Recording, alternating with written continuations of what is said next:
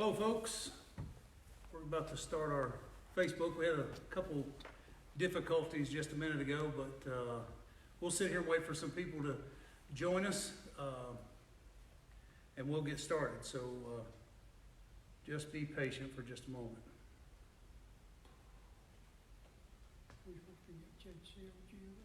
There we go.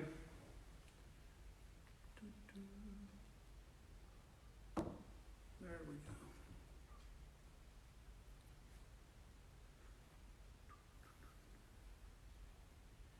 All right. Nothing like technical difficulties.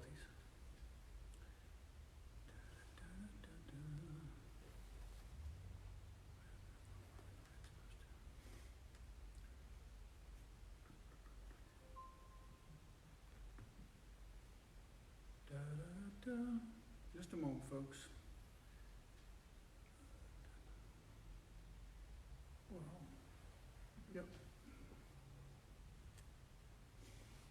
For some reason, I'm having troubles.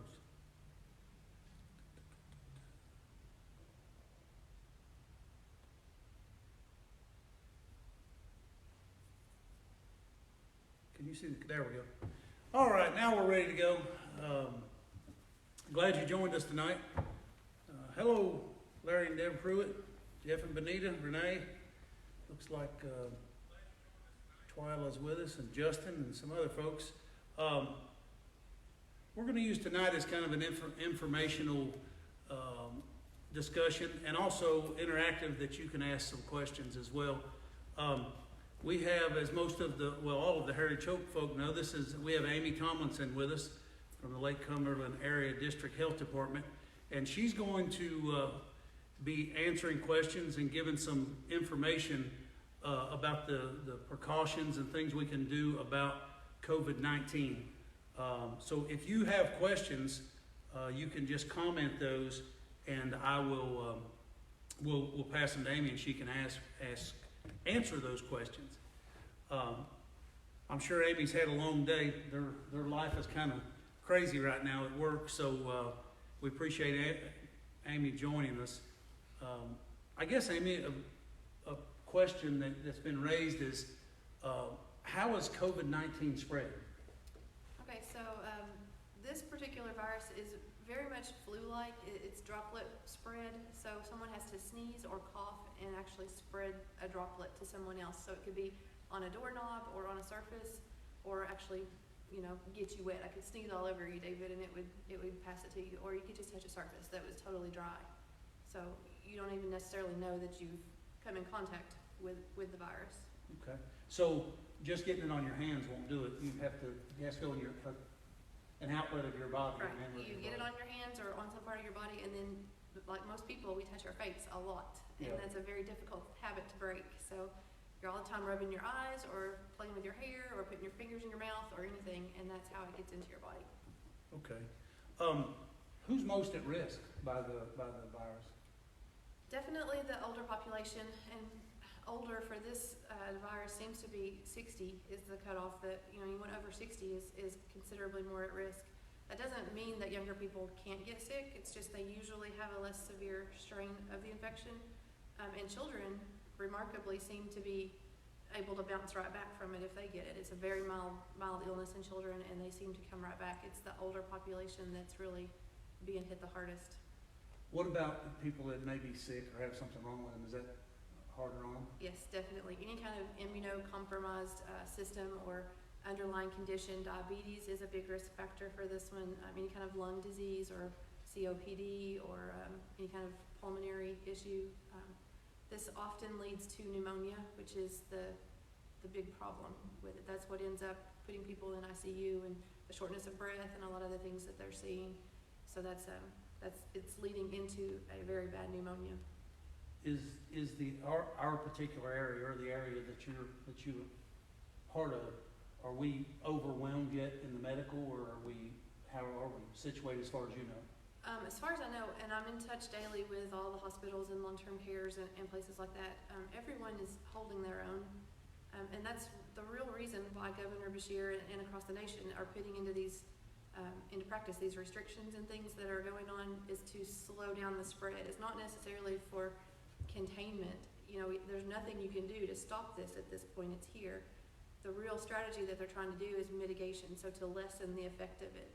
If nobody does anything and everybody just goes about their daily business like normal, it's going to spread person to person to person very quickly. And that's what's going to overwhelm the healthcare system. There's not going to be enough beds in the hospitals or vents, you know, for people who are seriously ill.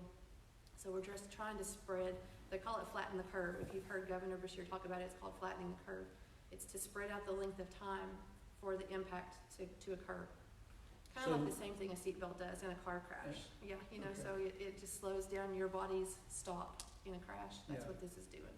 So what we're hearing on the news as far as short of medical supplies, that's in the bigger cities and things that are kind of. It is, and that's not to say we're not seeing some things here. Personal protective equipment, you may have heard PPE, that's definitely gonna be an issue here in days to come. There are providers who don't have adequate PPE, but the providers who are having issues with their PPE are choosing not to do the testing at this point because the test is a nose swab, a nasal swab. So they have to stick a swab up your nose and pretty far. And whenever they do that, it causes you a lot of times to cough, and that aerosolizes the virus. It makes a reaction and the virus comes out. So those are the people, whoever are doing the testing and any aerosol generating procedures like intubating a patient in the hospital or respiratory therapy, if you're doing any kind of breathing treatments or nebulizers or things like that, those are the procedures who are most at risk of coming in contact with the virus. So those are the ones who need the PPE the most. So we're trying to just work on getting the providers who don't necessarily need the PPE, rerouting things and shifting resources around so that the ones who do need it have it. Okay. Speaking of PPE, how can we protect ourselves, not in the medical field? Okay, so everybody should be washing their hands often. That is the best way to do anything to do with this. Soap and water, 20 seconds, you know, over and over, and not just run it under the sink, you know, and go. I mean, like scrub yourself good, all sides, all surfaces, in between, everything. So scrubbing your hands multiple times a day. Staying home if you don't feel well. Don't be out in public. Don't take your germs and share it with your next door neighbor or the person at Kroger's or wherever. Social distancing, keeping 6 feet away. That's why this may look different on our Facebook page today, but I'm kind of sitting back from you all so I don't contaminate anything that you all are touching. Or so just staying away from everyone, and that's the hard part because this makes it a kind of an isolation process. And you know, most of us are social people, and we need the support and the contact with other people. So it's a very hard thing to have to go through. Yeah. So if we're not in a place that that we can wash our hands, obviously there are hand sanitizers and things, but we know that you can't find it right now. Right. What are some different ideas we can use for that? Okay, so if you can't find hand sanitizer, you can use rubbing alcohol. If you have that at home, just rub alcohol on. It's a little harsher on your skin than soap and water, so it will dry you out faster. For surfaces and things, if you don't have Lysol wipes or Clorox wipes available to yourself, you can mix a small amount of bleach, and I'm blanking. What did I tell you, David? 1/3 a gallon. Okay, no, not a third of a gallon. No, 1/3 of a cup to a gallon. Yes, I'm sorry. thank Yeah, you. sorry. A third of a cup of bleach to a gallon of water. And I keep that on my countertop at home in a mason jar, just a portion of that with a washcloth. And so when I have the kids doing this all the time, while I'm at work, they'll be assigned a day and they have to go through and wipe down surfaces. So Yeah. doorknobs and light switches and toilet handles and sink faucets and all of that stuff, wipe it down and then wash that washcloth and change out your bleach water and stuff. So there are things, home remedy type things that you can do if your supplies are short. Sure. It looks like Twilight asked that same question, so there you go, Twilight. You got your answer and didn't even have to ask. Renee Gordon says, are there any new symptoms besides sore throat, dry cough, and trouble breathing that you're aware of? There actually are. We were just talking about this at work today. GI symptoms like gastrointestinal. Sometimes people are having stomach upset or nausea, and that's kind of a new one. That's not necessarily a CDC. One that they're promoting. It's usually fever, cough, and sometimes sore throat. But we've seen quite a few with gastrointestinal on the onset of it. You know, they may have an upset tummy one day and then it goes into a sore throat and then it goes into the cough the next day or something, so. Okay. Should I wear a mask? Should we be wearing masks? Okay, so the CDC had, until this week, said no, that masks weren't required. And it's still, I think, up to your discretion. They're kind of recommending, if you're gonna go out in public for sure, to use a mask. At the very beginning of the whole thing, they were saying, just if you were symptomatic, if you were having symptoms, put a mask on yourself to protect everyone else. Now they're saying cloth masks, like homemade cloth masks. Kind of like this one? Yes, those can be Yeah. worn in public. The thing about the cloth masks that I'm a little trepidatious about, I guess, or uncertain of, is that I'm afraid that will make people feel superhuman, like they're invincible if they have that on. And that's not gonna protect you, that's just gonna lessen your chance. So I don't want anyone to put on a mask and then, you know, get up and start hugging everybody, or forget to wash your hands, or all the other things you're supposed to be doing. So don't think that just because you're wearing a mask that everything is taken Yeah. care of. I have noticed in the stores, I've been having to go to the stores for bit work, people are starting to wear gloves Mm-hmm. and the mask, and even some had glasses. When I was in there the other day, that's what I've done, just, you know, I still ain't getting next to anyone, but, so, something someone asked me about, the gloves protect you, but they're becoming what you said, making people feel superhuman, and they're not even taking their gloves off, and then Get in going your home with car. gloves on. Yeah. Yeah, You get in your car and you touch your steering wheel and you still have your gloves on that you wore all through the store and touched everything in the store. So that's cross-contamination, and you know, you're taking those germs from in the store and putting them right in your vehicle and taking them home with you, so. So you heard it, folks, take your gloves off when you come out of the store, and But don't don't throw them on the ground. Don't throw them on the Yeah, ground. there you go. Yeah, I've seen some thrown on the ground, so, have a plastic bag, put them in a plastic bag, tie them up, and throw them in the garbage when you get home. Let's see, more questions, okay. This is Nancy Baker asked, how can you really tell the difference between allergies and the COVID, and if it's leading into a sinus infection? That's very tough, Nancy. You really can't, and that's the hard part about this, is because it is sinus and allergy season, and everybody has it, and it started in flu season. So, I mean, everybody had flu symptoms or a cough or whatever, so you just really need to kind of watch yourself, and as long as you aren't short of breath or having difficulty breathing, those types of things, just stay home and monitor your symptoms, check your temperature, take care of yourself the best you can at home. When you start having those more advanced symptoms, then call your provider, and you know, think about either getting in to be seen and be tested for some of this stuff like strep or flu or whatever, or see if they want to. You can do telehealth now. A lot of doctors are doing the FaceTime visits and things, so you don't even necessarily have to leave your house. And they can maybe walk you through some of the triage questions and find out if there's other things that should flag you for potential COVID concerns. All right, looking for some more questions. No, it doesn't look. Why are there so many restrictions? What's the reasoning? It seems like it's getting worse every day, that there's something new added, Yeah. and I'm sure there's a reason. Well, there is, and it's all to, like I said, you can't really contain it. All you can do is mitigate, try to lessen and flatten the curve and spread it out over a longer period of time. And that's hard to do. You know, it may sound easier, and I'm one that's like, you can ask my kids, I've always said, rip the Band-Aid off, you know, just get it done and get it over with. Don't try to, you know, take your time and peel it off slowly. Rip it off and get it done. So in some ways, I think a 2-week shutdown of everything, you know, if I knew that would work, I would be all in favor of Me that. too, I agree. I mean, just get it done. It would be hard for 2 or 3 weeks, and then we would be back to normal. But I don't know that would work. I don't know what the long-term situation looks like. It seems like, by watching the news, and it depending on who you're watching, it seems like this morning that they said that it was starting to flatten out. Yes. So, Kentucky has done a really good job. Yeah. If you look at our curves compared to neighboring states and the nation even, our curve is much flatter than everyone else's, and that's because Governor Beshears took extremely aggressive actions early on. He started doing things the 1st of March. Some of these restrictions have been in place, you know, early on. He declared an emergency early and all that. And some of our neighboring states didn't do that until, you know, 2 or 3 weeks ago. So we have a jump on some of our neighboring states, such as Tennessee and some of the places. So I feel really good about the things he's done.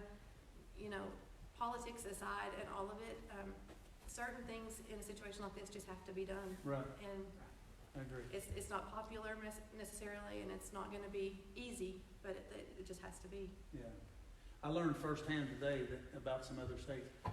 Unfortunately, I have to travel Monday to North Carolina. Yeah. And I made a phone call, and their car dealerships, everything are still open in North Carolina. So we've equipped all of our employees and myself with all the safety stuff just to protect ourselves. So yeah, Kentucky, it's been tough, you know, because my wife, Twyla, it doesn't bother her. She's a loner anyway, but me, I'm social, Yeah. and I need to move, and found myself walking around on our place at home instead of going seeing people. So it's tough, but I agree. We gotta, let's see. You know, I've seen a lot of comments though from people. I haven't been on social media a whole lot since this whole thing happened because I just don't have time, and truthfully, I don't like to see all the comments. You know, I don't Yeah. like to deal with all of the drama and everything that's going on. So I have stayed off of it a lot. But the few things that I have seen, people have commented things like, you know, spring looks especially vibrant this year, like the colors of the trees and things are.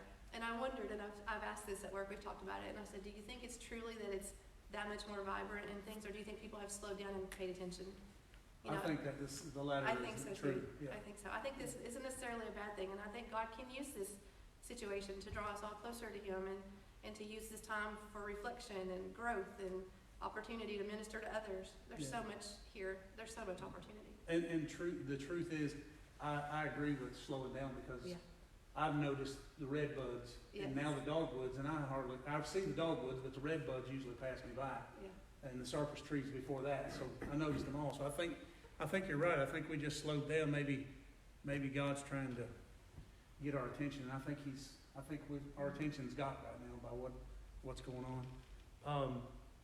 And anything else you want to add as far to things that we could do? I guess I just want to say to take care of each other. You know, just be compassionate and check on each other. I know we've started the small groups here at church, and I think that's a great thing to try to reach out and touch other families and people who sit next to us on the pews at church sometimes when we're all together and we don't necessarily even speak to. So I love this opportunity that we have, you know, to reach out and make friends with people who, you know, are our church family, that we're right here, you know, kindred spirits in a lot of ways and brothers and sisters in the faith.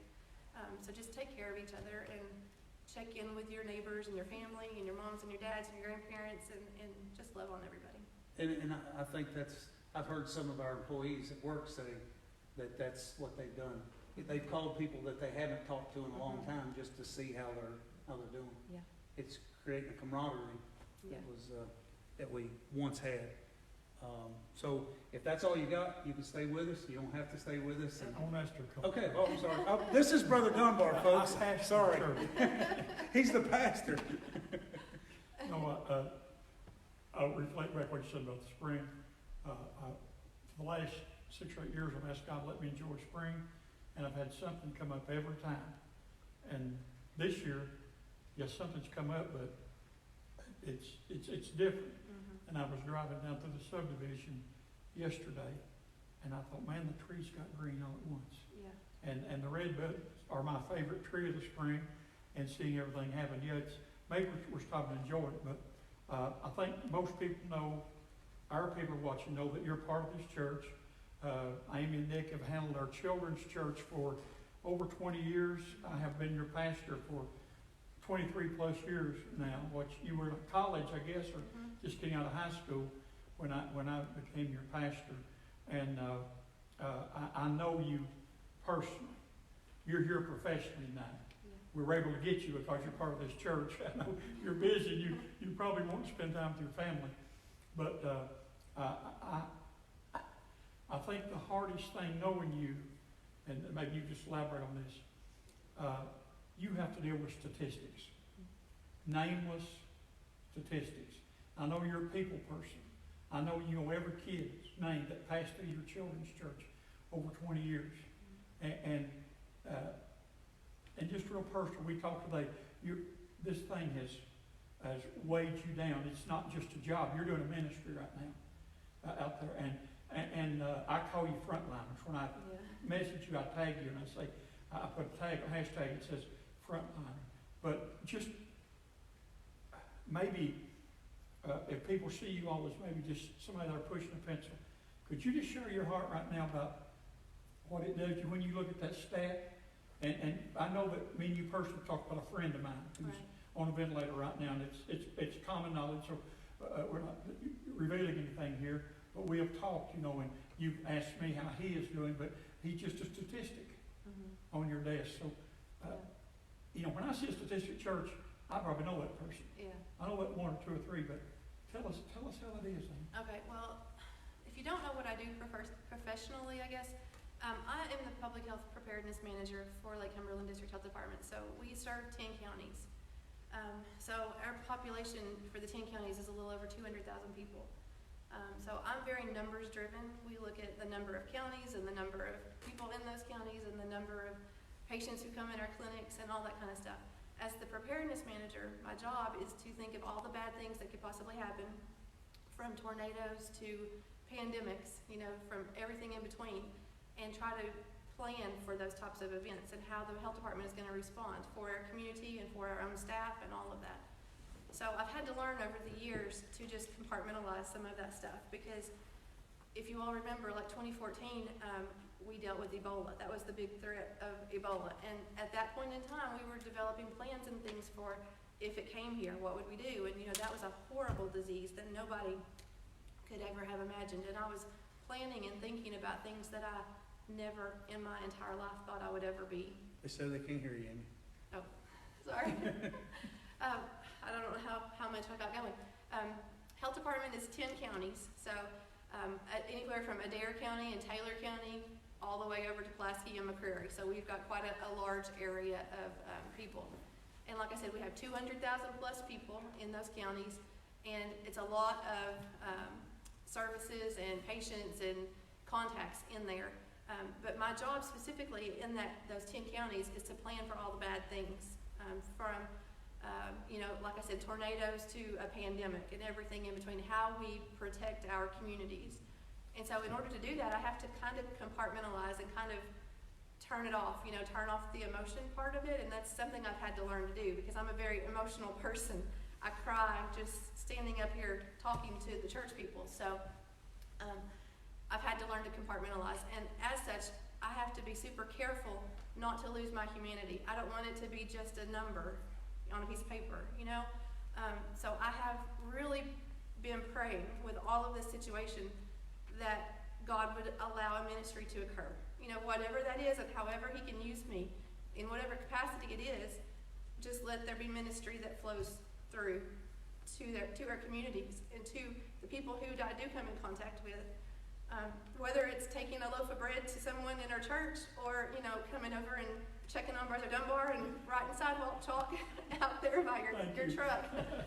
I just want to be used to encourage other people and to not lose my humanity. And I challenge all of us to not lose our humanity. You know, it's easy to withdraw in our isolation and just become so concerned about us and our immediate needs and families that we don't look beyond that. And that's what I don't want us to lose. You probably said what I was probably going to follow up with now. But as bad as COVID-19 is, and especially when it's touched somebody we know, and as awful as it is, all things still work together for good to them that love the Lord. And with me here, I told my friend's wife the other day, I said, it's made me pray again. Yeah. And I mean, I did pray, but I'm praying harder than I've ever prayed before. And it's kind of touched a part of me that I can't explain, but it's done something in me. I don't think I'll ever be the same again. I think you would probably say the same thing. This, to me, of all the things that have happened, periodically we have the viruses, the flu things you have to deal with. To me, this for some reason has been more personal. The flu sounds impersonal. You know, everybody gets the flu. This has become more personal. And also, it is, I talked to someone, I think yesterday when you texted me, a guy and I were in August, we'd begin to pray for you. And I think I told you, this is a creeping killer. And the way I've described it, it attaches itself to you, it invades your body, and then you are infected before you ever show a symptom. And so this makes this different in the way I look at it. It could be anywhere. It could be anywhere. But for some reason, it has probably made me care more. But even the people now, if I see somebody I know says I need prayer, I'm on social media, I tap prayer where I would probably just passed over if I didn't know them. So it has done something good.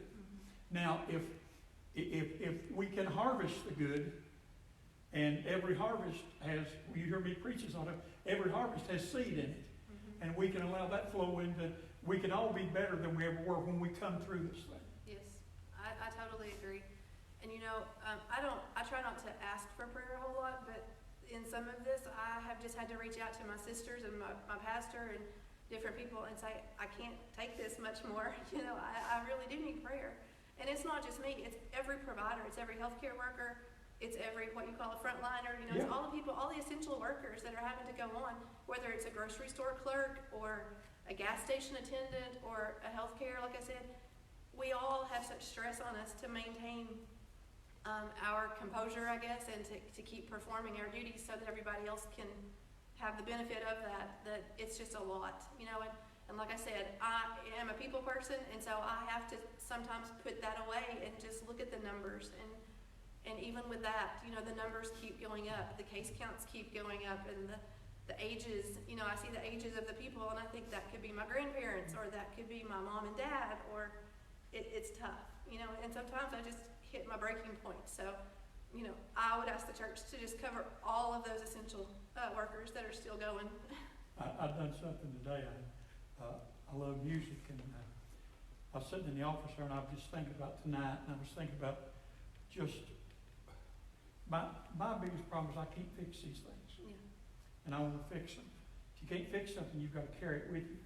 And this may sound sacrilegious, and I know this, we're sitting in a church here, but I went to YouTube and I pulled up Neil Diamond singing, "He Ain't Heavy, He's My Brother," and I applied that to where I am right now. That it's just what I got to do. As long as it says, hey, I got to carry it. You know, I can't fix it. I can't. If I could, it'd done been fixed. And we're praying and doing everything we know to do, but we just got to carry it. Yeah. And the truth is, there is no place to quit. Yeah. And that's with you. The other night I called you and I said, sorry I've interrupted your supper. And you said, I'm still at work. Yeah. and there's no place to quit. And it's kind of like the little thing I got for Christmas this year that is supposed to be Cherokee for never give up, never quit, Ungadala.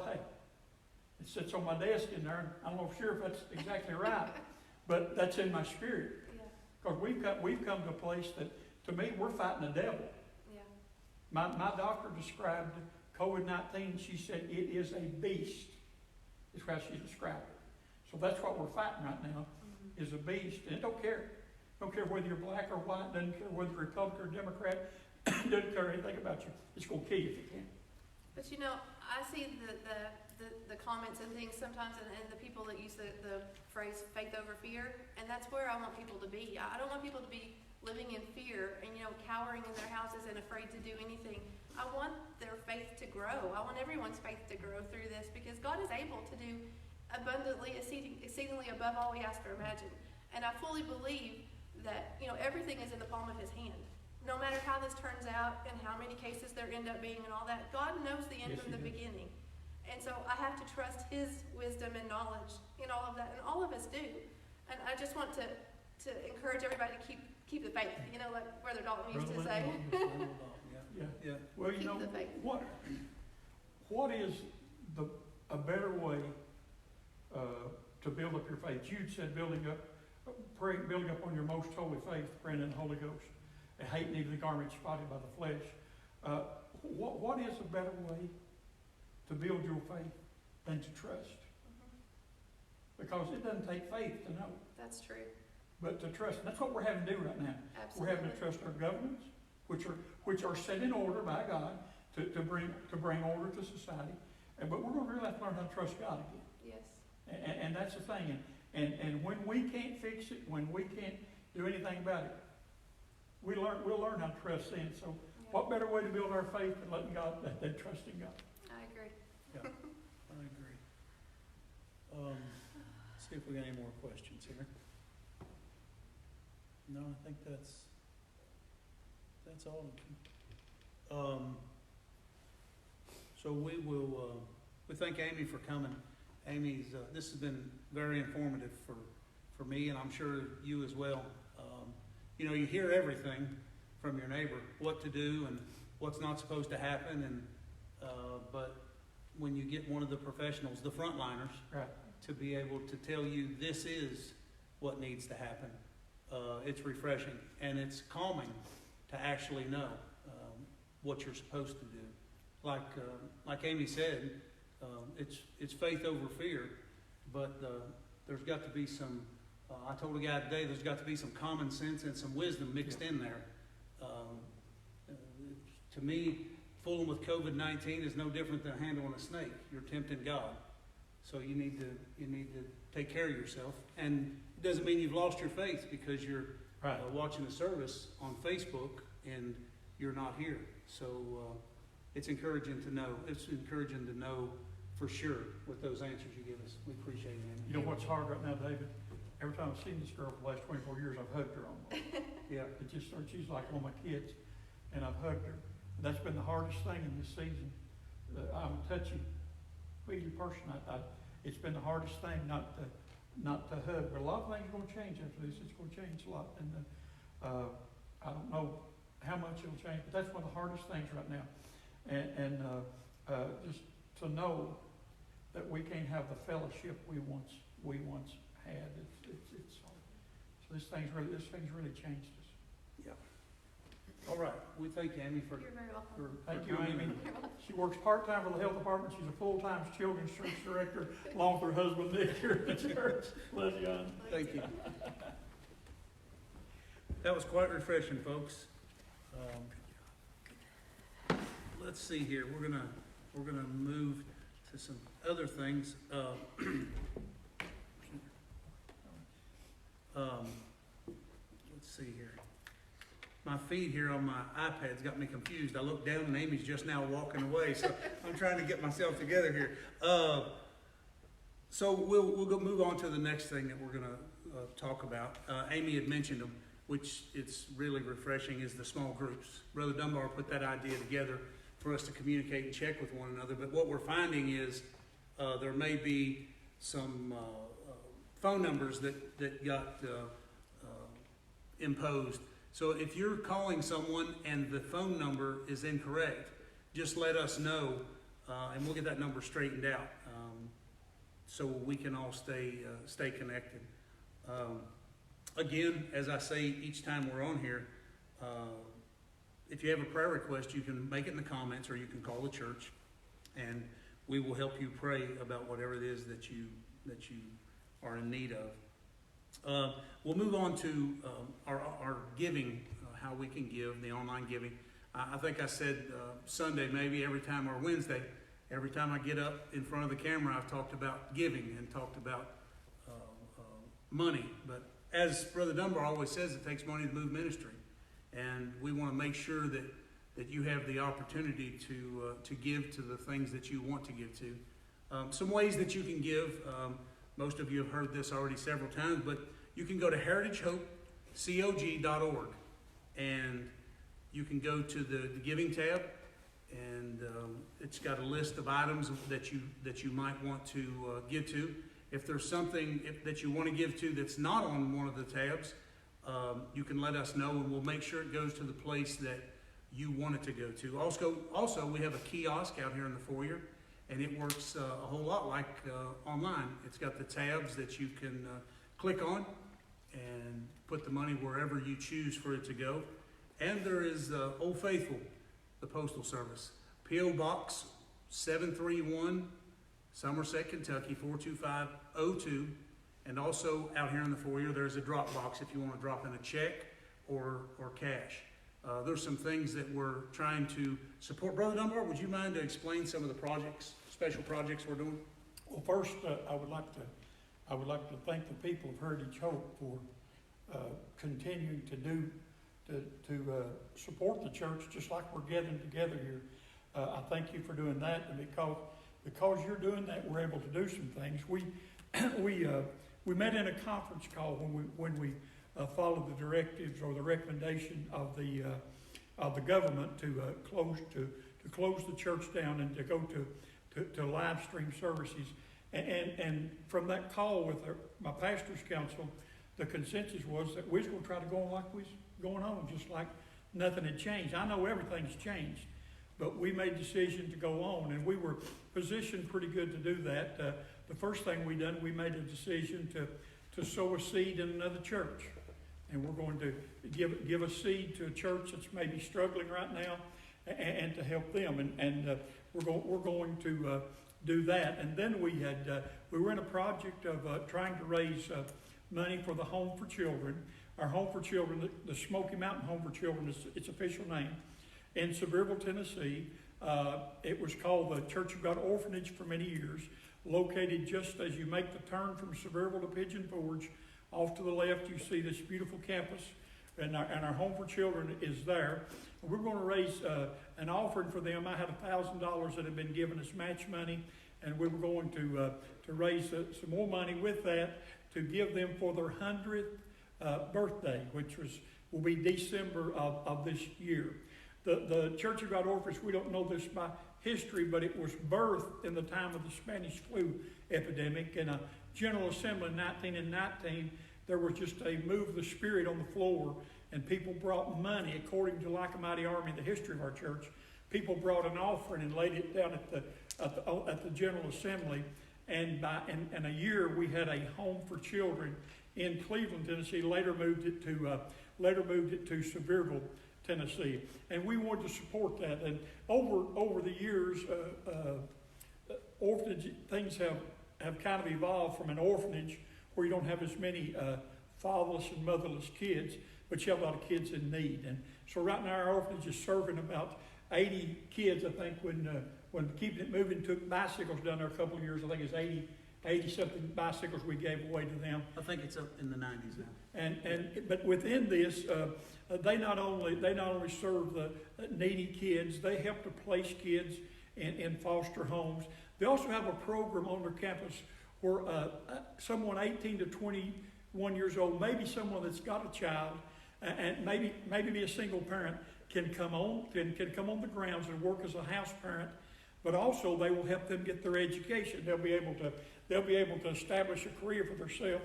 A son of this church, Dr. Walt Malt, and his wife Tammy oversee the Home for Children. So that's something that's really in our hearts here. We're not budgeted in our general fund to support them, but we support them with the old birthday offered over many years in the church, and that has carried the Home for Children. So that's one thing we support. We also have been supporting God's Food Pantry. I was able to take a check over the other day, and had been some more money raised. Had a little kid in the church here. He went to his next door neighbors and earned $10.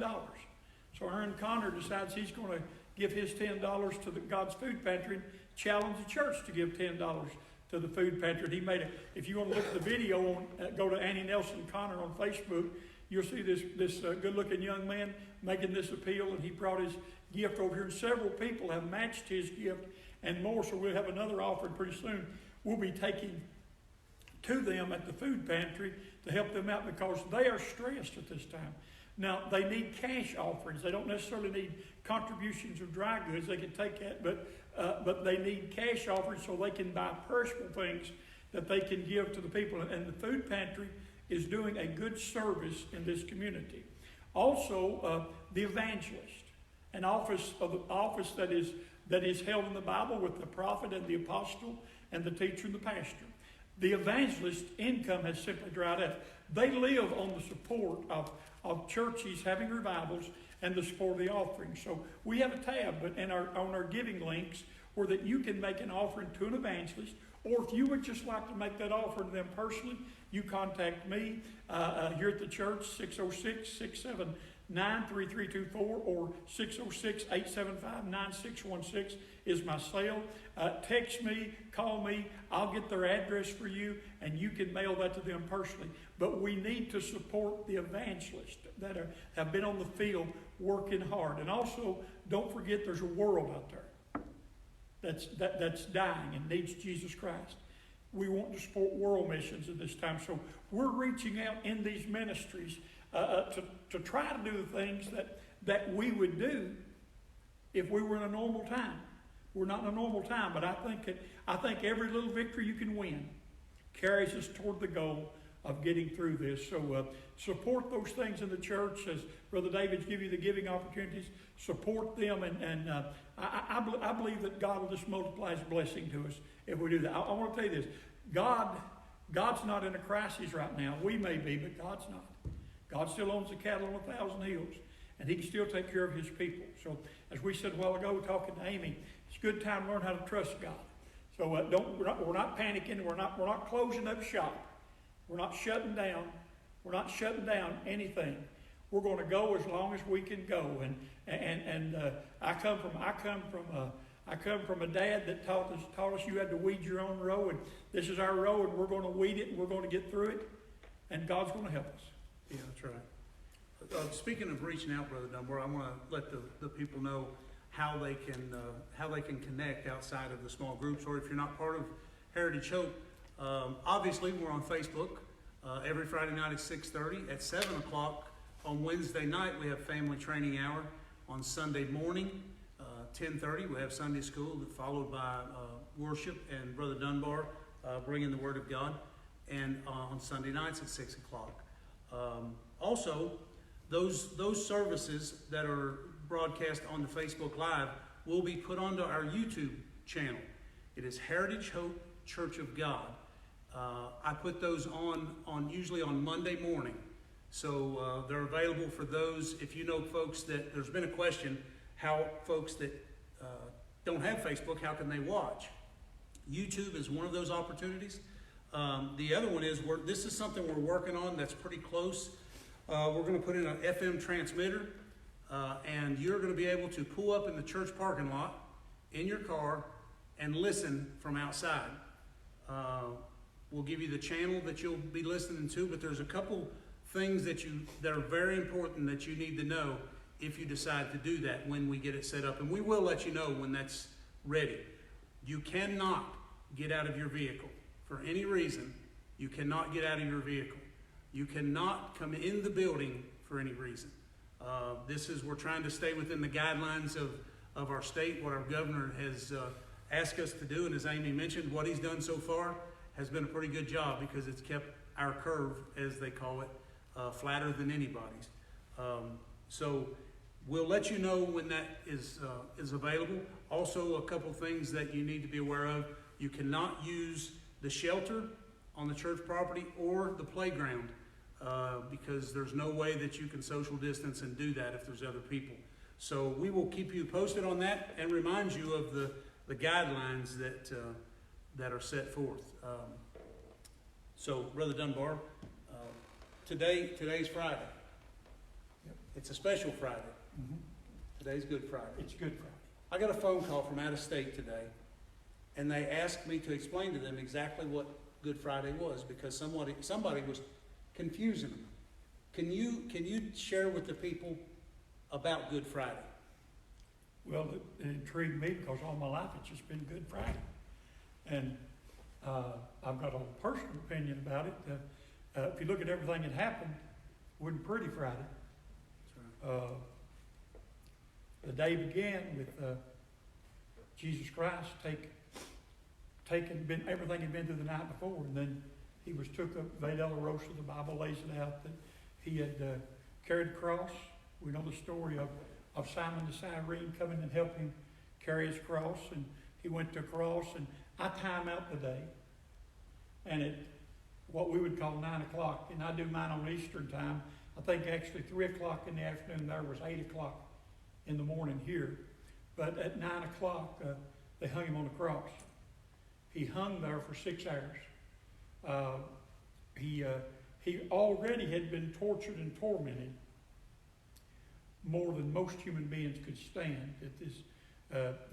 We know they'd rammed the crown of thorns down on his head, and we've heard the story of the thorns that actually had a chemical in them that done something in his body. They pulled his beard out. They whipped his back until it is said that probably the amount of whipping that his kidneys and his internal parts were exposed, that his flesh, it wasn't the stripes we see. His flesh hung in like pieces of meat off of him. And then they nailed him, nails in his wrists and his feet, and hung him on a cross. And he hung there for 6 hours. I read a description a man said one time that he said that when you hung there, the nails were drove in your wrist, you had nothing to pull with. And your body would sink and sink and sink, and then you would use your feet to push your body up and hold it that way as long as you could. Then this process went on back and forth for these 6 hours. At about noon, the whole world went dark. I think we're living in a dark time. Can you imagine the whole world going dark? What really happened, it's almost like God flipped a switch and turned the sun off. And it just covered the face of the earth. But I get to 3 o'clock. And at 3 o'clock, around that time, he said, I thirst. And when they brought something to him, he uttered these words, it is finished. Now let me bring those words to a practical place. If you study those words, you could come with the phrase that he said, I've discharged the debt. If you ever went to the bank and made your last payment, you know the relief, the weight that's come off of you when you freed yourself of that obligation. He said, I discharged the debt. And to me, that's why it's Good Friday. But actually, that means the word good there is brought from the word pious or holy Friday. It's a holy day. But it's simply called Good Friday. Wouldn't a Good Friday for Jesus Christ the man was a pretty Good Friday for humanity? Because what we've got to understand, and this is my theology, I don't want to mess anybody's theology, but we sing the songs about how hell rejoiced when Jesus Christ died on the cross. No, sir. When Jesus Christ said, it is finished. That's it. Everything in the Word was then guaranteed. See, he was the Word in flesh. And when he said it's finished, he sealed the Word from Genesis 1:1 to Revelation 22:21. It's settled now. Nothing can't change what God is going to do. So when he uttered those words, when he said those words, it's finished, it's over. Everything what did Simon Peter said, that he was the Lamb who was slain from the foundation of the world. Before Genesis 1:1 happened, Jesus Christ it was already planned that he would die. And now he stood there at this, in the middle of time, literally. And Jesus Christ says it's finished. Yeah. It's done. Yeah. It's over. Everything, every obligation that you had, that I had, that those here tonight, that we are meeting the requirements that are here tonight, every obligation that we had because of sin, he paid a price for it right there.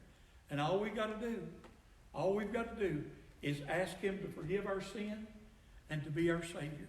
That's why it's Good Friday. It gets better. But it's Good Friday. It's real good. Amen. I posted on my Facebook today, we know it's Friday, but Sunday's coming. I'm sure Brother Dunbar is going to tell you about Sunday. On Sunday morning. We're going to talk about it. And that's what I do at 3 o'clock every Friday, every Good Friday. I have it set to at 3 o'clock every Friday. As soon as my clock turns 3, I punch post on my phone, and it says it is finished. And it's just something that to me, Jesus said, if you tear this temple down, what did he say to do? Raise it up in 3 days. Yeah. So when it's finished, when he dies up there, no rejoicing in hell. No excitement in hell, because they know he's done said, I'm getting back up in 3 days. So when he says that, it's settled. It's settled everything from eternity past to eternity future, wherever it goes. He settled everything right there. Everything was settled. Amen. Amen. Be sure to join us Sunday morning to learn. We want to. Hopefully, we got some kids watching. There has been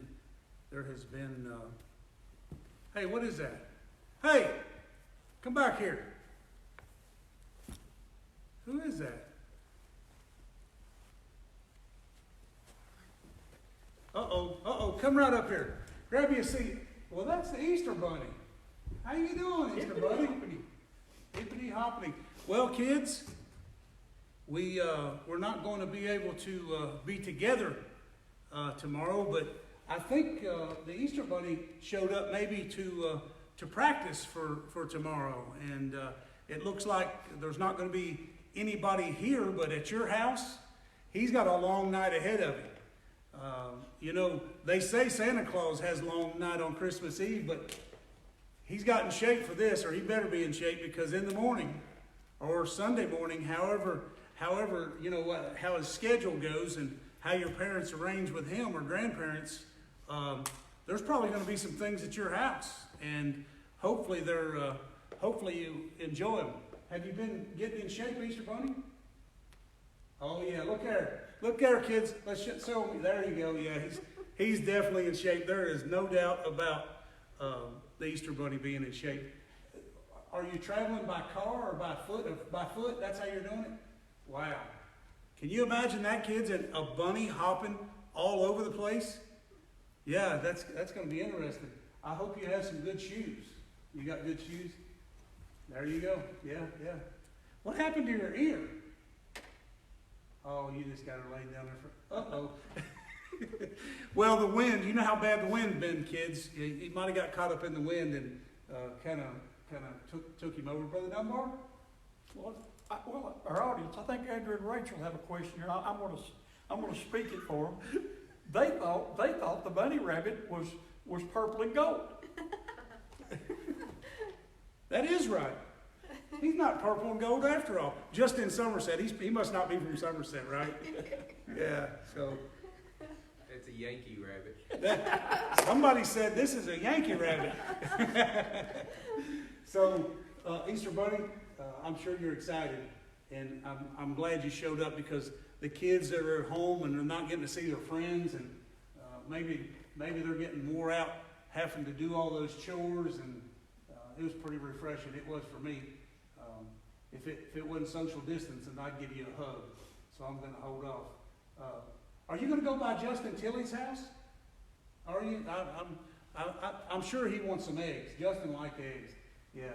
So We need to let the people know we would prepared for a big Easter egg hunt here. I have lots of eggs with candy in them. The foyer, we have them bagged up in the foyer. If tomorrow, I'll try to have the church open by 9 o'clock in the morning and be open till 7 tomorrow night. And if you want to come by and step in the foyer, we're asking you to get one bag per child. Or if you have a kid in your neighborhood that and they can just, at their house, they can have their own egg hunt. I'm doing that for my great-grandkids. And just do that. We want to, somehow be a blessing. I know Easter's about the resurrection, but to our kids, there are good memories of Easter. To me as a little boy, we didn't know what a plastic egg was, but I can remember my mother setting aside eggs. We had laying hens, and my mother would lay aside extra eggs, and she would boil them. And I remember she would mix the dyes, and we'd get the dye, and that was a treat for us. And then we took our eggs to church on Sunday, and somebody went outside and hid those eggs. We didn't know what a plastic egg was.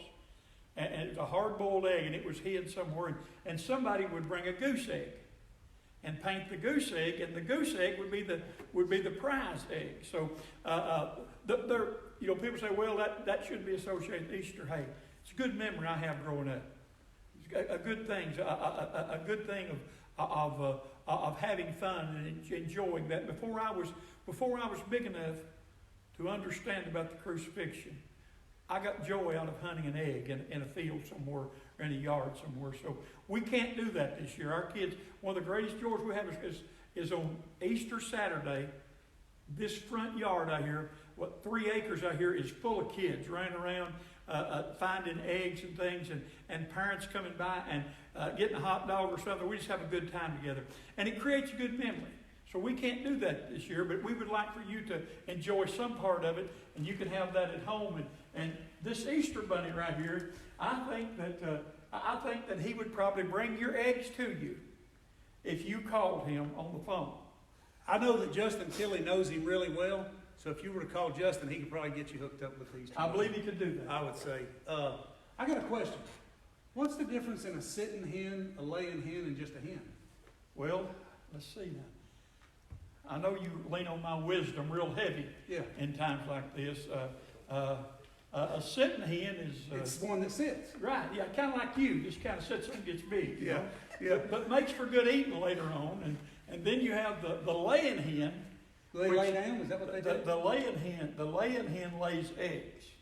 Okay. Understand though, the difference in the laying hen and the pig and the eggs is the bacon is because the pig gives us all and the laying hen just meets a little need that we have right then. Yeah. And then a hen, well, I don't know, I guess a hen is just a hen. Just a hen. Well, I'm from northern Kentucky, and I knew you being from. Well, where's everybody- it? You're from Bernard Ridge. Bernard Ridge. That's where the sun. Everybody, That's where the sun. the first comes up place from. in the world, Yeah. the sun comes up in the morning. Yeah. And I knew you could feel. Well, you city boys can learn a lot from us old country Yeah, boys. I mean, I agree with that. you all made fun of us the way we talk and everything, but yeah, you can learn a lot off us. Yeah, there is no doubt about that. Well, folks, there you have it. You know the difference between a laying hen, a sitting hen, and just a plain old hen. And now you know that the pig gave the ultimate sacrifice for breakfast. So Sunday morning, before church service, you think about that. That the chicken only gave an offering, but the pig gave an ultimate sacrifice. Brother Dunbar, his wisdom just is amazing. If you agree with that, just hit the like button right now. I want to see how many people think that his, look at there, this thing's blowing up. Wow, they do think that you are just amazing. Wow, they're just, I've got to turn mine off. I'll start bleeding. yeah. Hey, let's go ahead and stop because his head is swelling bad. So, hey, we're glad you joined us tonight. We really appreciate Amy coming by and filling us in. We thank Justin, the Easter Bunny, for showing up. And Brother Dunbar, Gary's running the sound. Nick and Amy and their family is here. So, listen, Sunday morning, we say this when we're in church together. Bring somebody with you. Call your friends tonight, tomorrow, and tell them to come to the Heritage Hope COG Facebook and enjoy God's Word and enjoy the worship. We love you all. You have a great night, and God bless you.